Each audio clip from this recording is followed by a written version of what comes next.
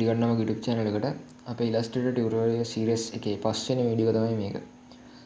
අපි බලමු layers palette එක ගැන. අද tools ගැන නෙමෙයි කියන්නේ මේ වීඩියෝ එකෙන් layer palette එක ගැන. දැන් මේ විදිහට මම කලින් වීඩියෝ එකේ ඇඳපු rectangle, rounded rectangle, polygon මේ හැම එකක්ම මෙතන තියෙනවා. මේ shape ටික අපි layers palette එකට යම් මේ විදිහට ඔයාගේ layers palette එක මේ විදිහට මේ පැත්තේ පෙන්වන්න නැති වෙන්න පුළුවන් සමහර විට. එහෙමත් layer palette එක ගන්න මෙහෙමයි. මෙතන උඩ තියෙනවා window කියලා. මෙන්න මේ window එක උඩ ක්ලික් කරාට පස්සේ ඔයාලට පුළුවන් මේ විදිහට layers palette එක ගන්න. layers palette එකේ shortcut එක F7.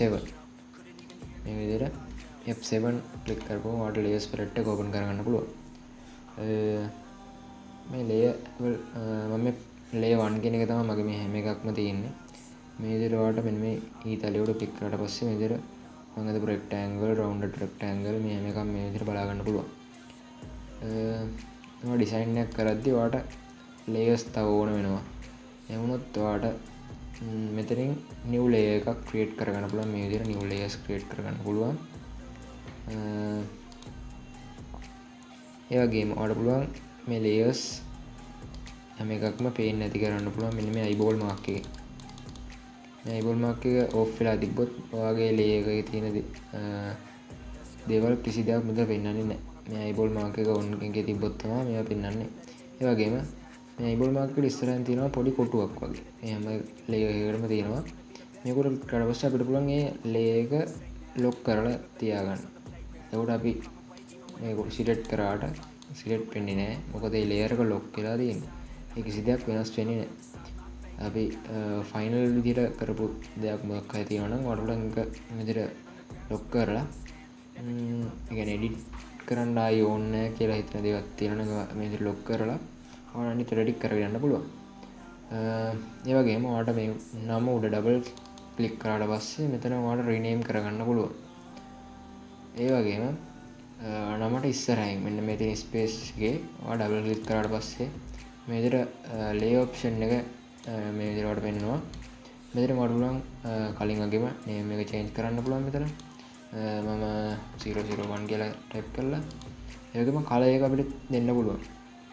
මේ ලේයර් හැම එකටම කලර් එකකින් අපිට කැමති කලර් එකක් දෙන්න පුළුවන්.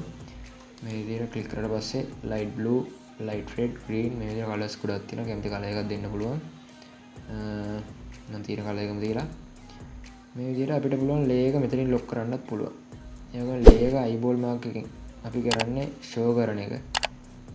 ඒ වගේම hide කරන එක කරන්නේ. ඒක මෙතනින් කරන්නත් පුළුවන්. මේක මෙතනින් settings තියෙනවා lay option වල. ඊට පස්සේ ඒ ටික හදුවට පස්සේ වඩ පුළුවන් okay කරන්න. මේ විදිහට වෙනස් වෙනවා. මේක තමයි layer palette එක ගැන කියන්න තියෙන්නේ. ඒ වගේම ඔයාලට මේ ලේ එක දැන් ඔයාලට වැඩක් නැහැ කියලා හිතුනොත් ඔයාලට මේකේ තියෙන දේවල් මේ layer එක ගමු. මේ layer එකේ තියෙන මෙන්න මේ ටික ඔයාලට වැඩක් නැහැ. මේ ඔයාලට delete button එක press කරාට පස්සේ මේක layer එක ඇතුලේ තියෙන දේවල් මේ විදිහට delete කරන්න පුළුවන්. හැබැයි ඔයාලට මේ layer එක delete කරන්න බෑ. delete button එක press කරාට මේ layer එක select වෙලා තිබ්බට මේක delete වෙන්නේ නැහැ. මේක delete කරන්න දෙන්නේ ඔයා මේ විදිහට මේ layer එක select කරලා මේ යට තියෙනවා delete button එක. මෙන්න මේක උඩ click කරා. click කරපු ගමන් ඔයාගෙන් අහනවා do you want to delete this layer කියලා දෙනවා. ඔයා මේක yes කරපු ගමන් මේ layer එක delete වෙලා යනවා. ඊට පස්සේ ඒක උඩ තියෙන අනිත් layers ටික විතරයි ඉතුරු වෙන්නේ. අනිවාර්යයෙන් මතක තියාගන්න මෙතන එක layer එකක්වත් නැතුව උදාහරණයක් දෙන්න මේ layers තුන මේ delete කරලා වෙනන්න. දැන් ඉතුරුලා තියෙන එක layer එකයි. ඔයාලට මේ layer එක select වෙලා තිබ්බට එතන delete කරන්න දෙන්නේ නැහැ. මොකද එක layer එකයි තියෙන්නේ. ඒක කිසිම option මුකුත් නැහැ. ඇතුලේ කිසිම දෙයක් නැහැ. තන layer එකයි. ඒ හින්දා තන layer එක ඔයාලට delete කරන්න දෙන්නේ නැහැ.